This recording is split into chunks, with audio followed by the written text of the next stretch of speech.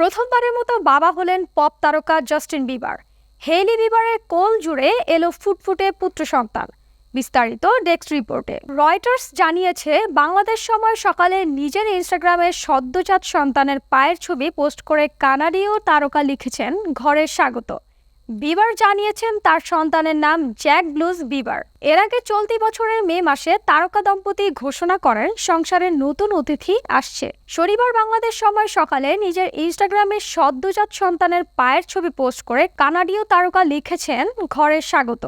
ইনস্টাগ্রামে স্ত্রীর সাদা পোশাক পরা বেবি বাম্পের ছবিও একটি ছোট্ট ভিডিও প্রকাশ করেছিলেন গায়ক। সেলেনা গোমেজের সঙ্গে ৮ বছরের সম্পর্ক বিচ্ছেদের পর ২০১৮ সালে মডেল হেইলিকে বিয়ে করেন বিবার। বিয়ের ৬ বছর পর হেইলি আর বিবার সন্তান আসার খবরে উচ্ছ্বসিত ভক্তরা। তাদের নিয়ে চর্চার অন্ত নেই নেটপাড়ায়।